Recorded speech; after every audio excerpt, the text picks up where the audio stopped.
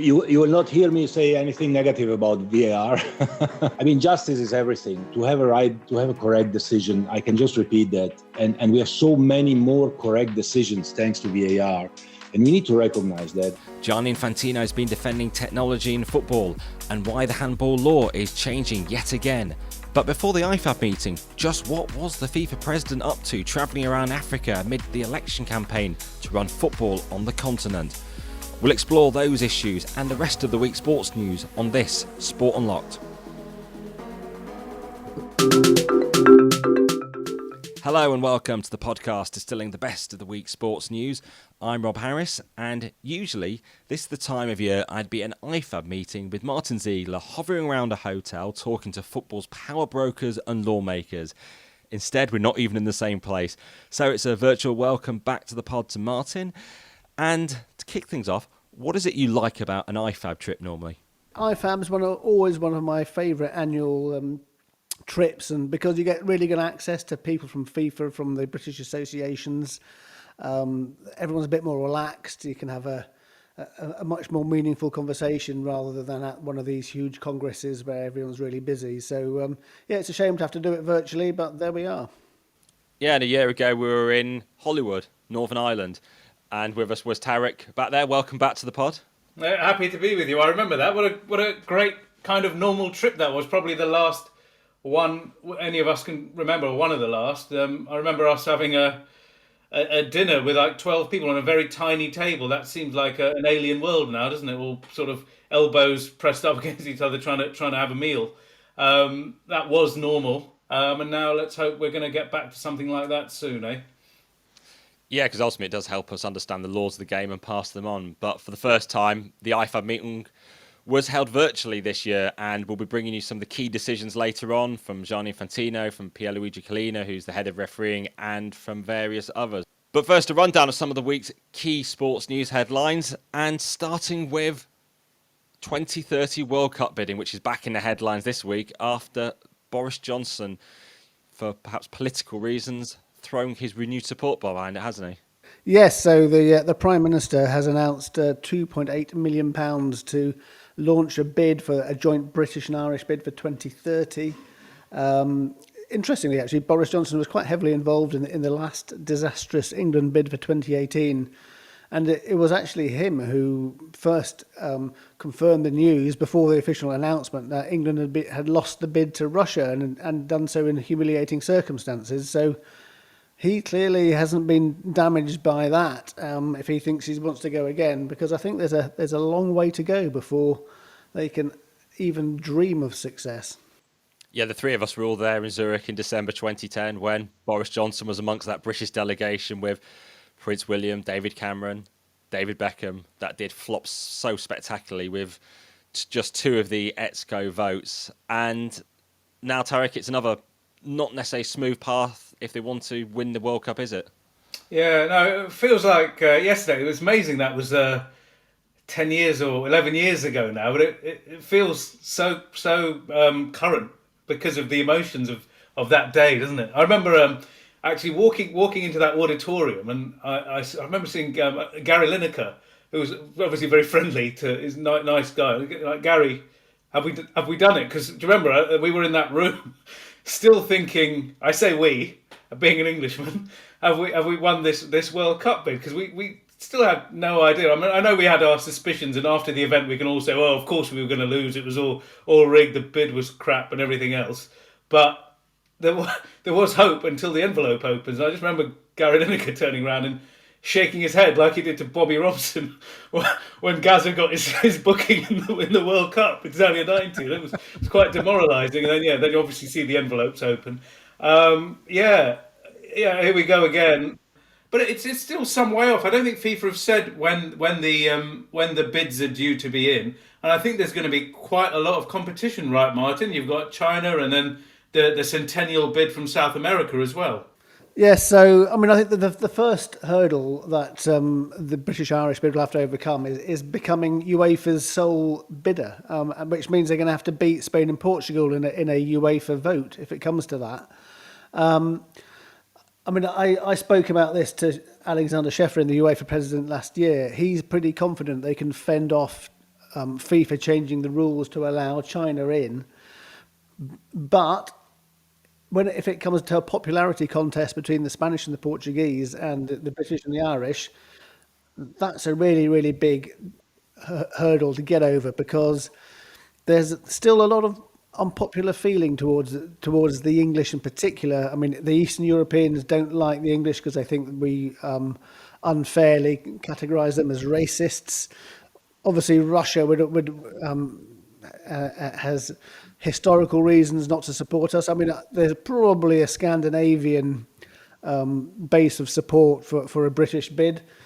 Before you can even start thinking about the South American bid, the Chinese bid, you've got to somehow get past that first big problem for the British and Irish.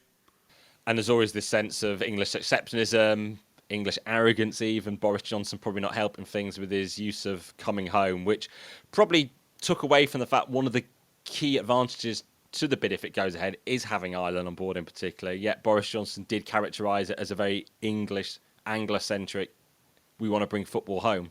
Do you think that the actual announcement of the bid has anything to do with football or bidding for the World Cup? Or is this more to do with domestic politics, given what's happening in the country right now? Do you think it's more a rallying cry for the nation rather than a real concerted bid for the World Cup? Well, I think it's a lot of money. It's a lot of money to if it's just a sort of PR tactic, isn't it? I mean, and also you're setting yourself up for a fall if that's the case. If you're just doing it to try and sort of think, oh well, we'll talk about football to try and impress the sort of the people from that part of the Britain who like their sport. So I think it has to be more than that. But at the same time,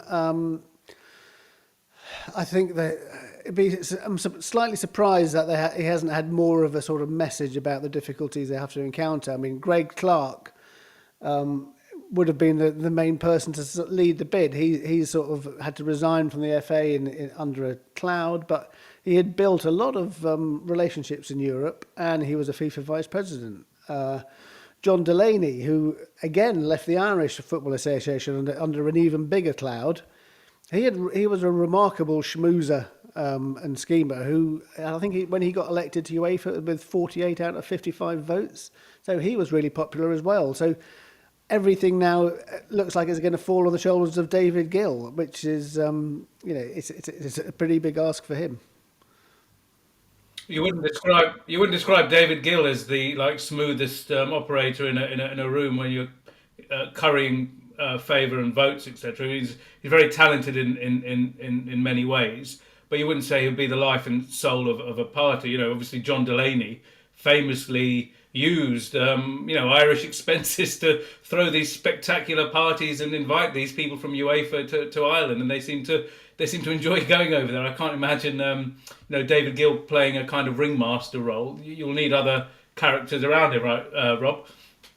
Well, he's got the respect certainly across football, although he is the UEFA treasurer, which means he holds the keys to the purse strings for so many who want some of the UEFA cash across the continent.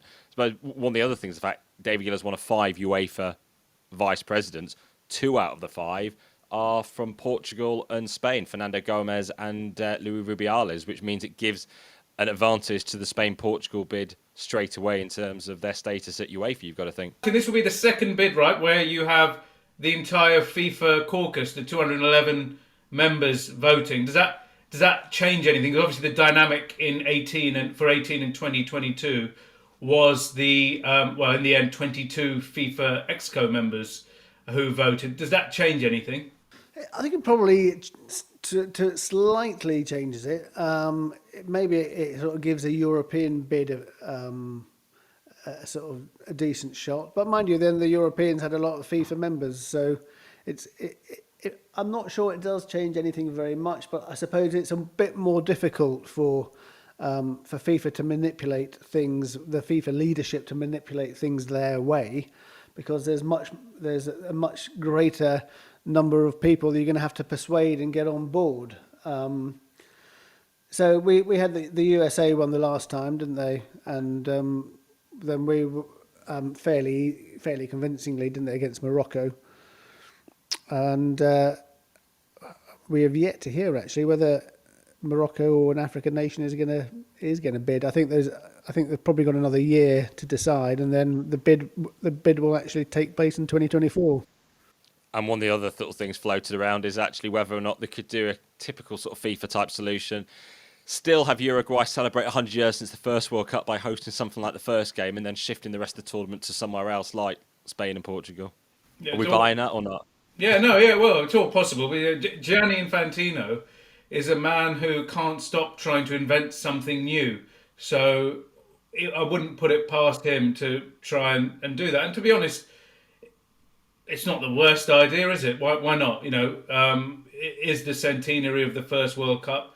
It was hosted in Uruguay. Imagine the opening a tournament in Montevideo, and then moving it elsewhere. It wouldn't be the end of the world. Obviously, this is an expanded 48-team World Cup as well, and it would give countries like Uruguay the opportunity to host a World Cup game without having to spend billions of dollars on infrastructure that they probably won't need after the event. I bet you that option surfaces sooner or later. You could have the opening match of the tournament in Uruguay. You could even have a group based in Uruguay for the group matches, couldn't you? And then so they have a few games, and then everything shifts back to Europe. There's no reason why you couldn't do that, and I'm sure that will be raised as a sort of solution. Well, so much about the decision whether or not to pursue a World Cup bid will come down to trust in FIFA, and you'll probably end up hearing many within British football in particular desperate to sort of accept that FIFA has changed, has reformed, is in a new era of trust. But we do see constantly questions about some of the movements of Gianni Infantino, some of the power plays he's involved with, and in particular the latest in his movements across Africa ahead of the CAF elections. And I'm delighted to welcome to Sport Unlocked from Lagos, Nigeria, the African football journalist and governance watcher, Osasu Obayiuwana. Osasu, welcome to the pod. What have you been making of Gianni Infantino's travels, and what he's been up to involving this African election? Well, Gianni Infantino has been on what I will call a trans-African safari, for want of a better expression.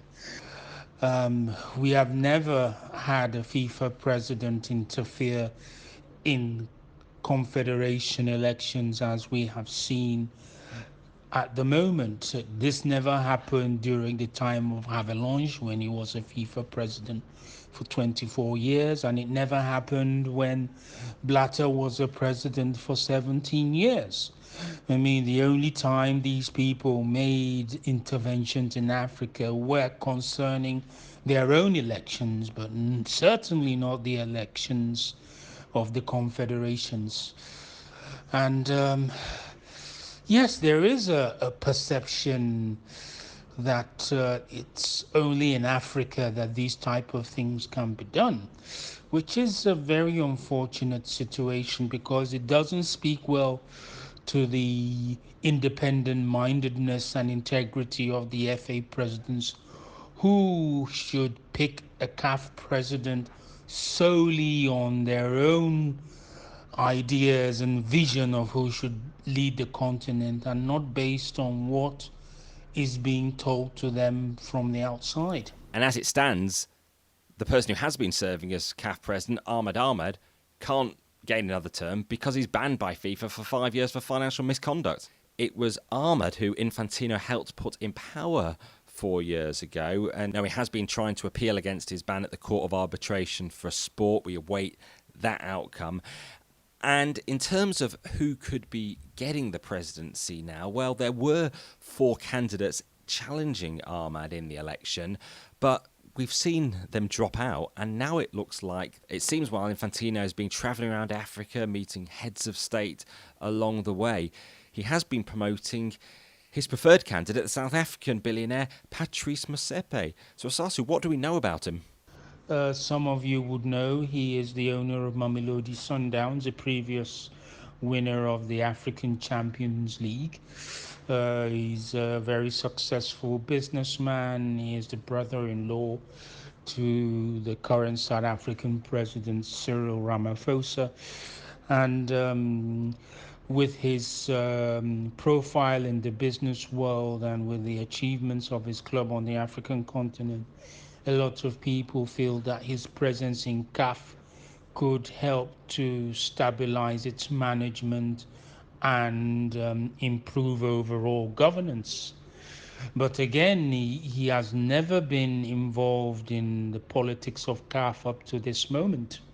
And that is why the candidature of Augustin Senghor, who has been a CAF executive member for the last 2 years and the president of the Senegalese Football Federation for the last 13, attracted favorable support from many across the length and breadth of the continent. But the problem is that it is one thing to get or to seek support, and it's another thing to get it when there are so many forces involved in what is clearly becoming a selective process rather than an elective process.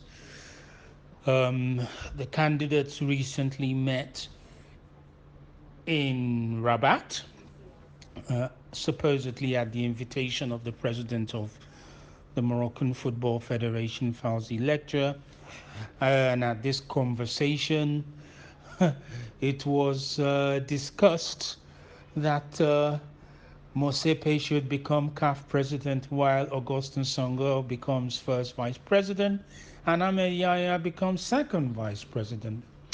At this meeting in Rabat, Jacques Anouma was offered a role as an advisor of the CAF president, which he said he would not accept and would have to go back and have a think about it.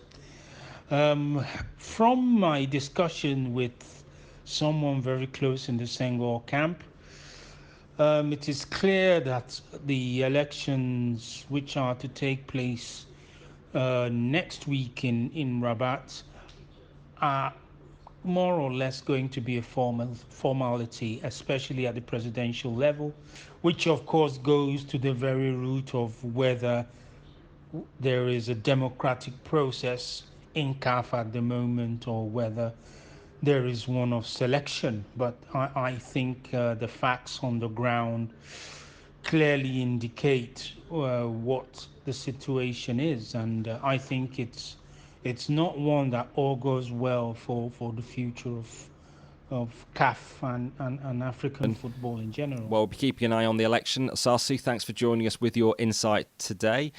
And we've also been hearing from the FIFA president himself. Gianni Infantino was asked by Tariq, actually, in the post-IFAB press conference if he had a preferred candidate in the election, and he was pretty evasive. There's no secret that CAF has been facing some difficult times recently. So it is an opportunity to look forward to speak with everyone, to try to help African football in whichever way we can. I personally spoke, for example, with all 4 candidates for the presidency, with many other presidents of association, and I can certainly confirm that there is plenty of common ground between them, and that's finally the most important part of it. So as far as FIFA is concerned, we definitely look forward to work closely together with CAF as we were in the past. And Gianni Infantino was talking about trying to get more VAR across Africa. That's the last thing some people might want. But we did hear actually some progress at the IFAB meeting on offsides, and particularly perhaps eradicating some of those frustrating marginal offsides. Martyn, what exactly did we discover? Yeah, so this is a pretty revolutionary idea. Arsene Wenger's proposal, Wenger's law, is, I think, probably the biggest shake-up in the offside law for almost 100 years, 1925. What it would be is that there'd have to be clear daylight between the attacker and the defender. So any part of the body you can score a goal with your foot, so long as a tiny part of that is in line with the last defender, then you're onside. So it should be a significant advantage to the attacker. So they're going to have trials of this in a Chinese league and see what happens, whether it makes the game more entertaining. Will there be a ridiculous flood of goals? Will it lead to teams being ultra defensive? Lots to see what happens. I think it's a fascinating development. One of the other developments could be the end of those lines across the screen as it tries to figure out offside, because it could all be automated soon, in some form at least, with robots determining offside.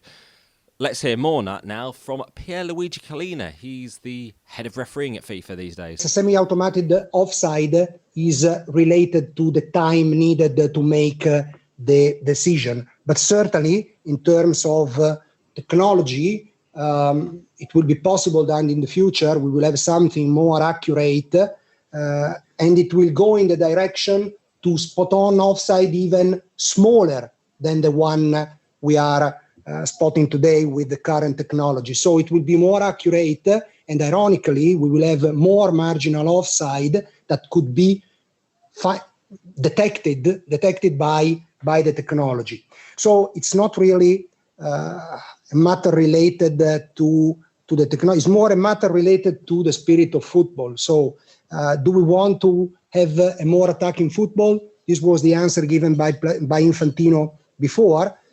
If we want to explore a change in low 11 in offside that would give attackers more opportunity to score goals, of course, we need to go in this direction, trialing a change and see if it works. So far from eradicating those irritating marginal offsides, perhaps we could just get even more of them if the robots are working them out so precisely. I think it'll make things a lot easier, and the idea is to make, certainly in these days of VAR, make those decisions a lot quicker. So, Ziggs, who'll be producing these robots, and how many leagues will be able to use this technology? I think there's several technology companies that have put in pitches to FIFA and are working with them. Obviously, Hawkeye is one of them. They seem to get in everywhere, don't they? There's a few more as well, but. And they're also talking about VAR Lite as well. They want to have VAR where it could just use fewer cameras. So, a country like Northern Ireland, where obviously Patrick Nelson, one of the IFAB board members, is from, could potentially have it in their leagues. The thing about VAR Lite, I think, in many ways, that's a perfect VAR system, because you only use that for those really, really difficult calls. So you don't have these like incredibly marginal offsides. You don't have the sort of endless replays of handballs. It's a much more sort of fan-friendly thing, I think. It's what it should be, but who knows? But when it happens, it might be just as divisive. I'm one of those people who is kind of a bit sick and tired of VAR. Every week, it's been 2 years. Will any of these changes lead to some of this controversy kind of going away, or is it that we're lumbered with it? Because at times when it was just the referees making the mistakes, I think people, however frustrated they got, the controversy didn't last that long. You can accept it was human error.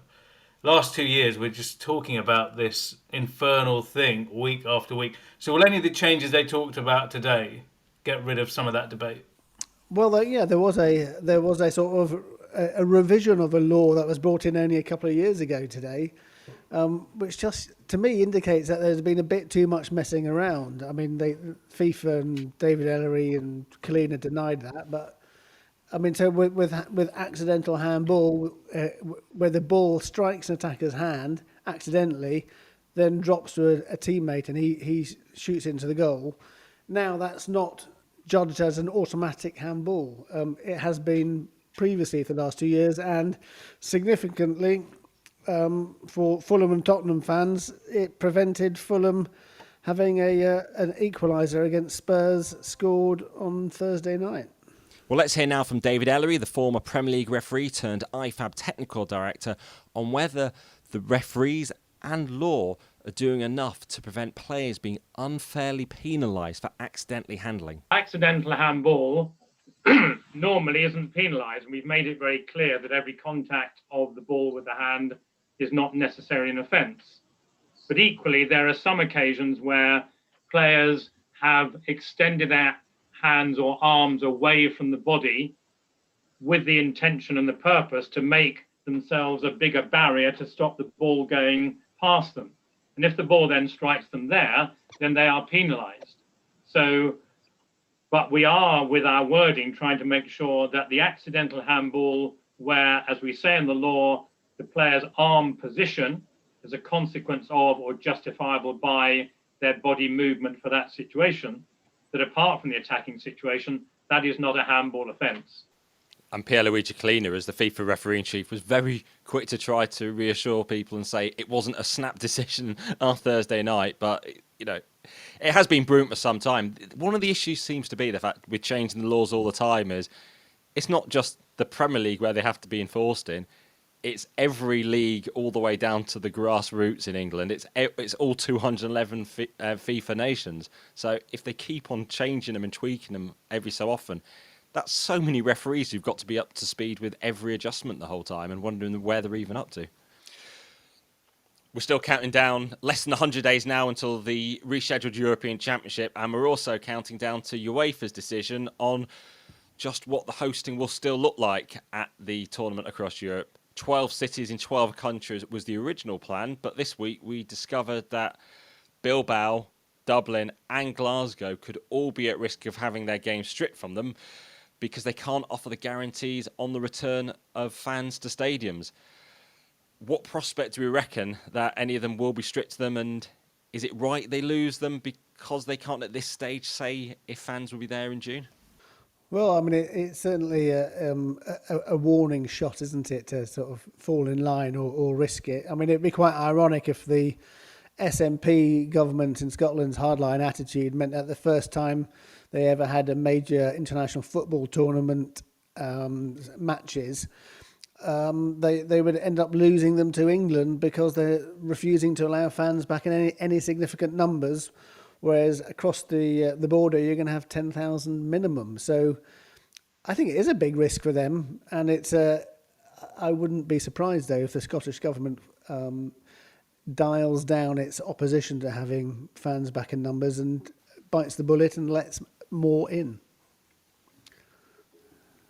Not helped currently by the political uncertainty over the future Nicola Sturgeon, and also what might confuse some people is the fact that England and Scotland aren't united in terms of their approach to reopening, even though it's part of the UK. And Tariq, what do you think the best solution is for the Euros? What do you think will happen? How, from this week, what does it tell us about UEFA's approach? I think it will be. I think the idea it's going to be in one country is really far fetched now. I think we're seeing a direction of travel. I think there's going to be more games in England. England will take up the slack from the cities that you mentioned that could have them stripped. I think there is a big possibility that all three of them could be stripped, and then those games will be in England. But I just don't think that there's going to be a tournament in one country. I think UEFA want this tournament in different cities. There is politics, football politics at play, and bigger politics as well. So I think we're going to see an 8-9 city Euro with more games in England, and I think we're going to see, to varying degrees, fans in stadiums. Don't forget one thing, I guess the one thing that the British government at least has got right is this vaccination programme. It's going extremely well. We should give them credit for that. By the time June comes round, there will be a huge swathe of the population, particularly the at-risk groups, in fact all the at-risk groups, would have been offered the vaccinations. And I think we're going to see, hopefully, a different environment, a different country at that point. And of course, it's going to be warmer. And we saw last time with the virus, when it reached the summer months, the incidence of spread was markedly reduced. So, I think the signs are positive for a tournament with supporters, but not in some of the cities that had put their names forward. I mean, it's quite interesting if Scotland and Ireland have the matches stripped from them. That's not great in terms of impressing UEFA ahead of their participation in a World Cup bid either. And in terms of where the games could go to, I heard Tottenham Stadium under consideration then for political reasons to actually give some games to the north of England, perhaps in Liverpool and Manchester as well. We heard this week also from the La Liga president, Javier Tebas, who seems hopeful of having fans back in stadiums by May there potentially. That maybe could mean that if the Basque Country government doesn't allow fans in Bilbao, maybe those games could be elsewhere in Spain. And we also heard from Javier Tebas on the crisis unfolding at Barcelona. This week we saw the arrest of the former club president Josep Bartomeu and other club officials, all under investigation over the Barçagate scandal. This is the latest controversy to hit the club. They've got more than €1 billion in debt. They're electing a new president as well. Tebas seemed hopeful that things can correct themselves with the new management in place, but just how damaging is this for Barcelona and the financial and political crisis they're in? Well, I think it's hugely damaging, but it's every week, every few days, this new kind of bombshell at Barcelona, new revelations of some sort of ugly behaviour. And then you're seeing your CEO arrested, Oscar Grau, Bartomeu, the head of legal services, was arrested. Bartomeu's personal advisor was arrested. It's just endless, the kind of shenanigans going on at Barcelona. And, you know, the image that this club has tried to portray over the years, some would say, you know, it never had that image to begin with. But really, this kind of more than a club mythology has kind of been, you know, well and truly flushed down the toilet over the last few weeks. And in terms of the candidates, you mentioned Tebas saying once it gets new management, everything will be righted. But something struck me was one of the candidates, Tony Fresher. He said Barcelona, once he's in, will be ready to buy 3 of the world's best players again, because there's going to be €250 million cash injection coming to the club. Now, I wrote a story recently on this money, and as far as people at the club were concerned, this was not earmarked for new players. This €250 million was to pay down the crippling debt you mentioned. And here he comes again. We're going to come and we're going to buy Haaland, we're going to buy Mbappe, we're going to buy whoever you want, and then off we go again. It's an endless circus over there. It's Manchester United's results came out this week. Their 6 monthly results, half-yearly results, and actually, to me, it sort of once again sort of illustrated how the financial gap between the Premier League and the rest of Europe is really quite significant. Because in the teeth of this incredible pandemic and losing hundreds of millions of pounds in the Premier League, Manchester United still managed to make a £33 million profit over the 6 months. So, I mean, compare that to Barcelona, Real Madrid, and that's why I think the Spanish clubs are in such a crisis. And some uncertainty in Italy as well, with the Serie A leaders Inter Milan, with their owners Suning ceasing operations at their Chinese club just 3 months after Jiangsu FC won the title. So many, perhaps in Italy, were really optimistic about the influx of cash from China, thinking it would transform the club. Yes, they're top of the league, but with so much uncertainty over what happens next. Absolutely. There's a remarkable story that in China where, as you say, they won their first league title. This team was called Jiangsu Suning, after the electronics retailer Suning.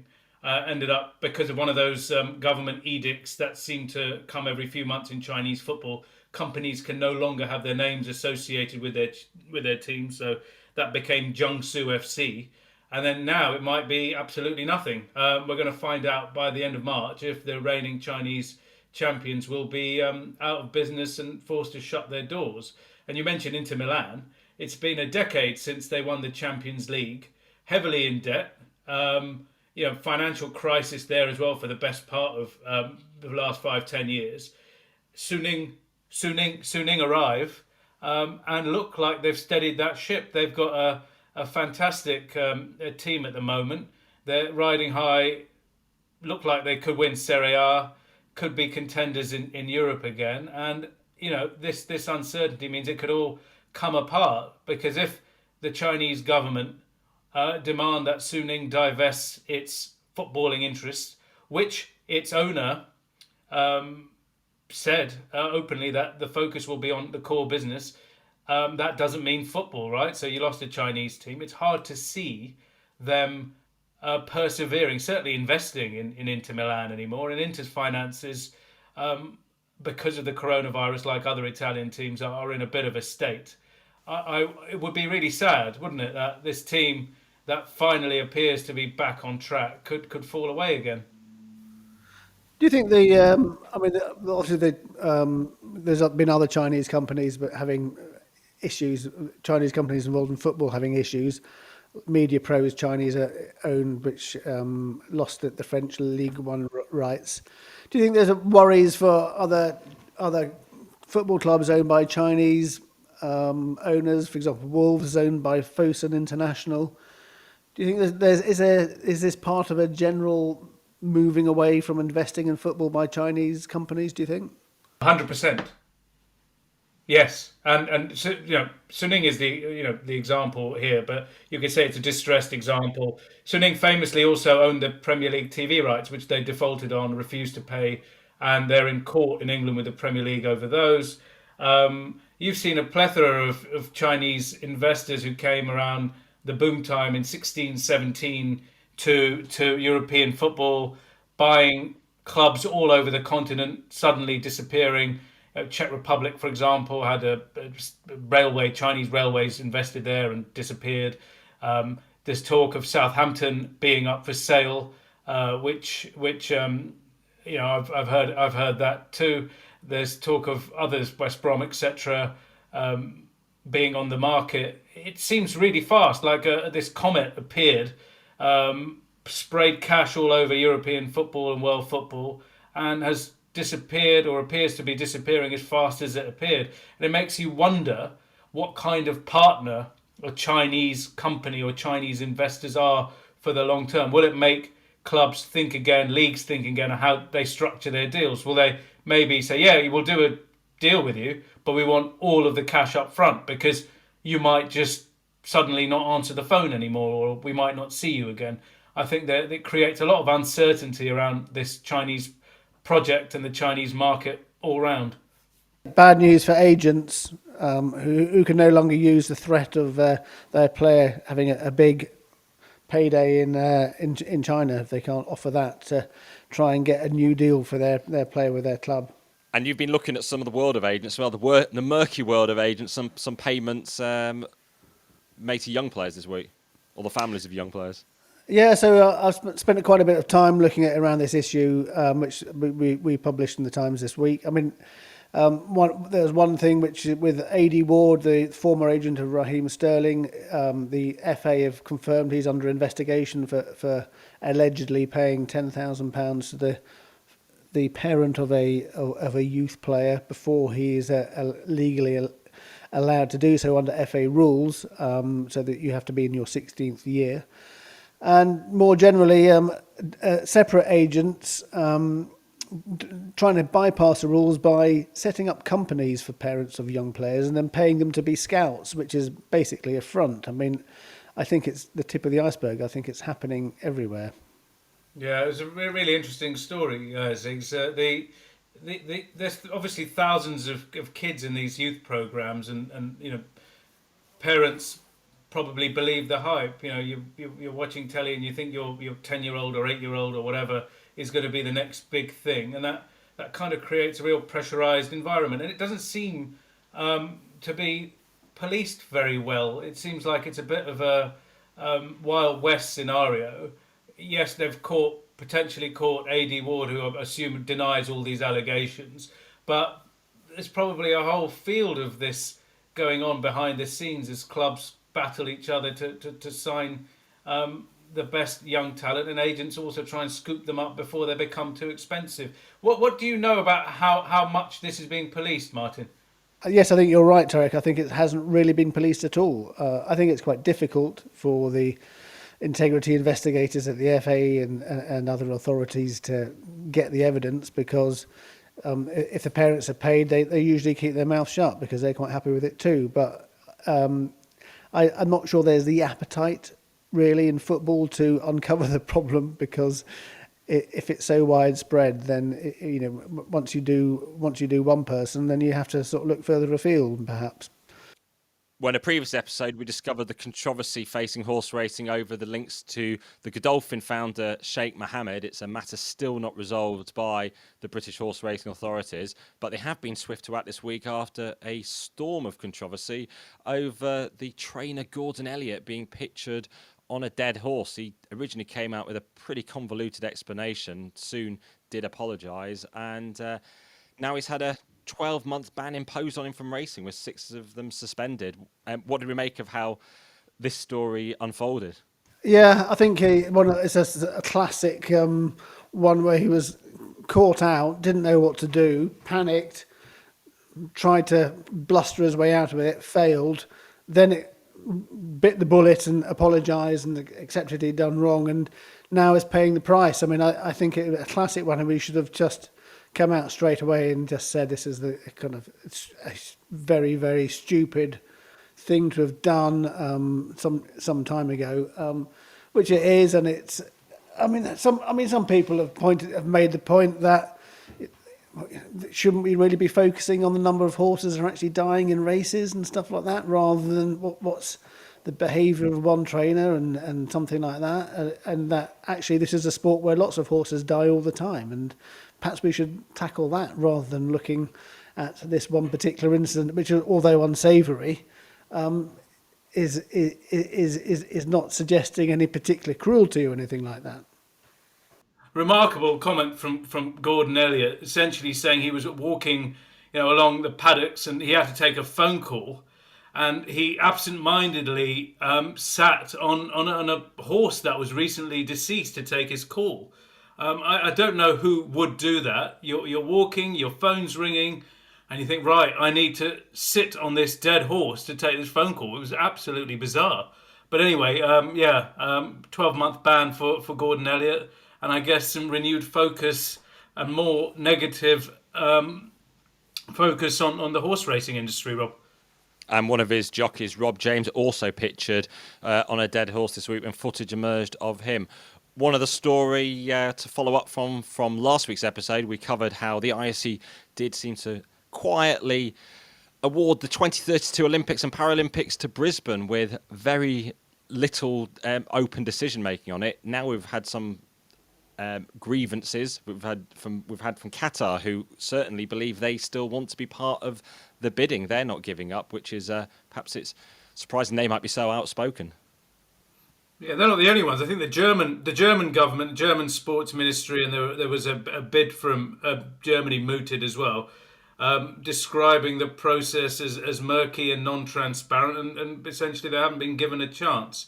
And again, 11 years before time, what was the reason to do that? And again, it's typical kind of IOC land, decisions taking place that sort of suit the management at the time.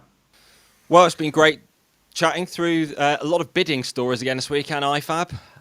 Yeah, no, it's been quite a fascinating week, actually. I'm looking forward to the week when nothing's happened and we then have to sort of invent things. So far, so good. Well, if anyone's got any thoughts of things to talk about in a quiet week, it's at Sport Unlocked on Twitter, sportunlockedpod@gmail.com.